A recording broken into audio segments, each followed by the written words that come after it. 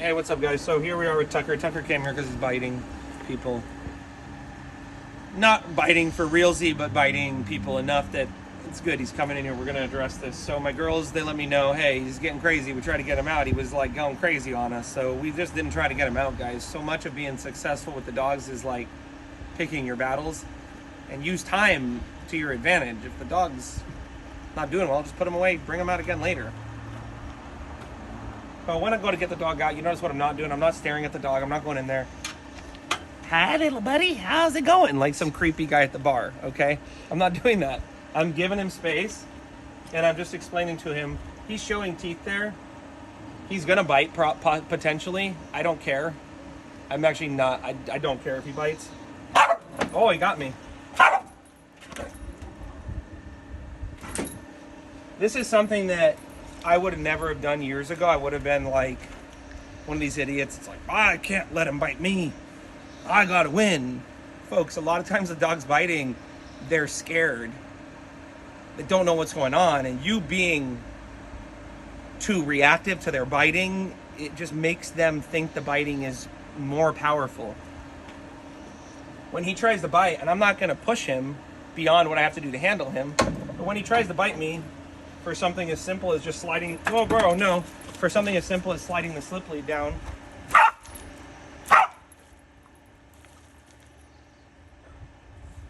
You saw that moment in his head where he bit me and then nothing happened. Like I didn't keep pushing him, but he just realized like, oh, that doesn't work. He's definitely worse than I thought he was gonna be. When he did the initial consultation, he wasn't like this. He wasn't biting. He was with his mom, and he trusts his mom a lot. That's why it's important we're building trust with him. And the way we're building trust is by like not pushing him too far, but also showing him, hey man, like we're not afraid of you. Okay?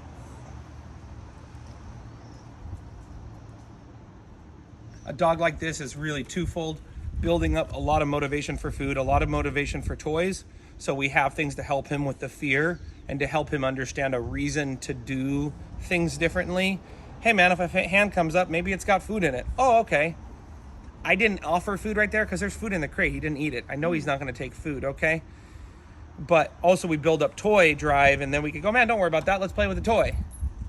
So the other thing we do, obviously we teach him all his commands, but we help him have a really clear understanding of the leash. So we will one day be able to tell him with the leash or with the remote collar, bro, you can't do that. Not only is it a horrible idea, it's not even possible. So once we have clear communication with the leash, we can tell him effectively, hey man, don't do that. Muggles, don't eat any poop, Muggy. That's how we got Muggles to stop eating poop, okay? So he's a little bit of a sketch case. I'm half tempted to just clip a leash onto his flat collar and let him drag it, but I don't want to cause more trauma or more of a bigger issue by even trying to take this thing off. I'll just leave this on him. He's just going to be in a crate with it on, or if he's going to be dragging, he's going to be dragging in a yard where he's under some sort of supervision. So there's no chance of the slip lead getting caught on anything. I'm not going to try to pick him up right now. Like, yeah, why are you filming the dog? No one wants to see me and my belly here sticking out. Okay. It's showing me. So what we basically start doing with the dog first day like this is we might start just moving him around with a leash. We might just start basic leash work with him. He does trust his mom who walks him on a leash, so a lot of times that helps the dog understand, oh, you're holding the leash, oh, you're kind of like my parent now. Okay?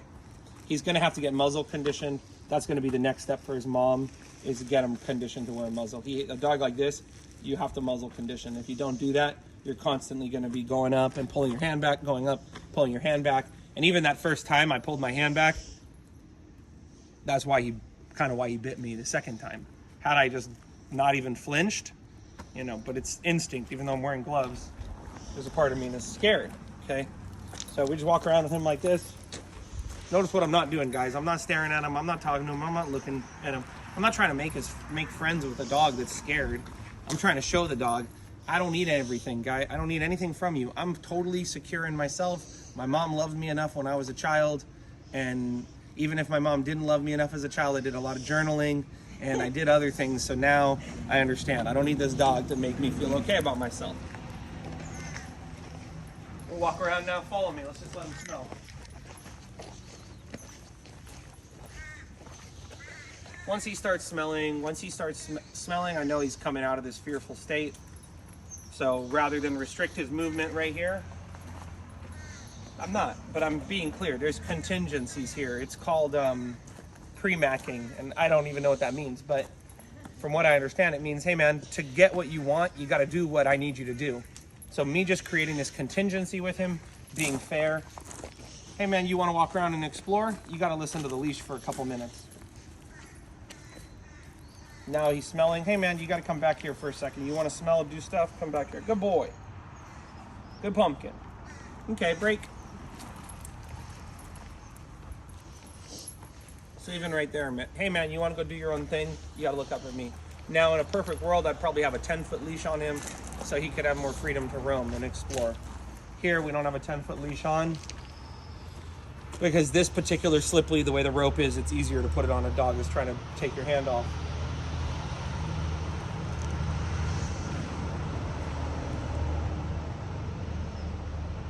There is a part of me wants to bring them around my dogs right now and expose them to them, but there's also another part of me that knows, hey, I don't have enough respect from him or enough of a relationship where if he does something I tell him to stop, he's going to listen to me.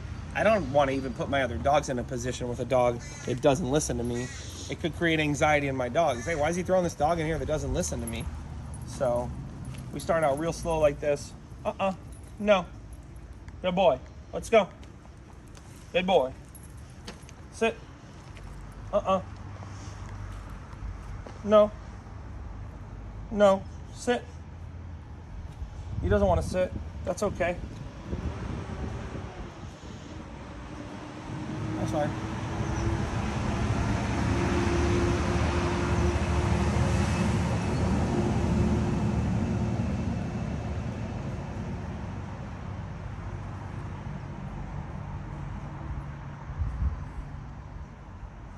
Believe it or not, folks, this is basically a session with him. 2 minutes. Taking him out, 100% clear. Don't pull on the leash, dude. Don't pull me around on the slip lead, bro. Don't do that. I'm not gonna mess with you. I'm not gonna push your boundaries. Just don't pull on the leash. That's all I'm talking about here. If the leash is loose and you want to explore, let's explore. I don't care. But don't be pulling on the leash. Good. I start to just use a little bit of words with him there and just tell him good. Maybe I'll tell him no. So he starts understanding a little bit of the language we use.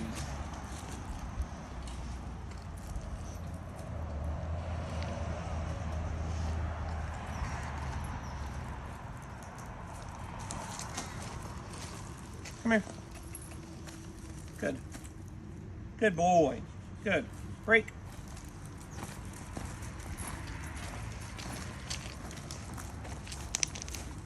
There's another temptation too to get in here. Let him roam around off leash. Let the leash drag. But I already know I can go get him again. It could re-trigger this whole event of me trying to get him. I'm better off just being clear at this point. Hey man, I put you in a crate.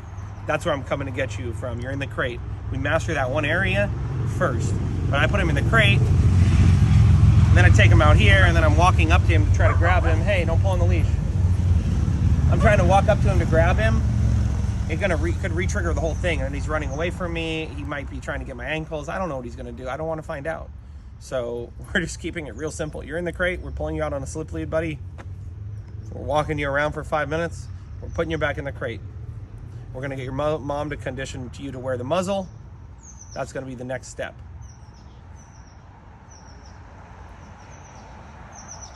And we might even need to do a couple more sessions with mom before we have him come back for a day, because he's so far without his mom, he doesn't understand who to look for.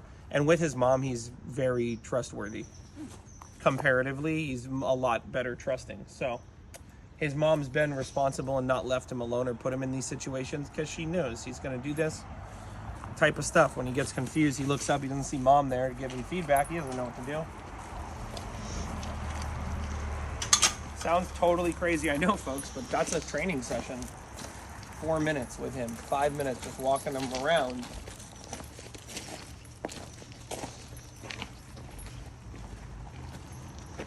all the people, I know it is more overwhelming with Alondra filming and Katya walking around. I know it's more overwhelming for him, but that's okay, guys. It's not always going to be like this. Sometimes we're going to work with him one-on-one with nobody else around.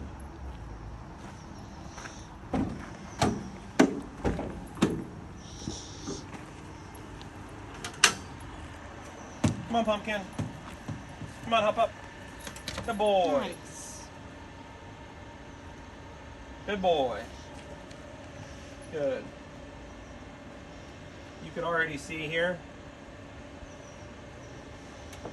That was subtle, and I swear to God, I've been doing this shit for not that long, but for the last few years, I've been lucky to have some good teachers, and I've been paying attention to these minor details. And when I went in there to let him, to put the leash in, I purposely didn't throw the leash in. I put my hand there. It was so subtle. I don't even know if it was a millimeter. Did you see that? There was a subtle lift of his right leg. That was the tell for me that he was a little nervous.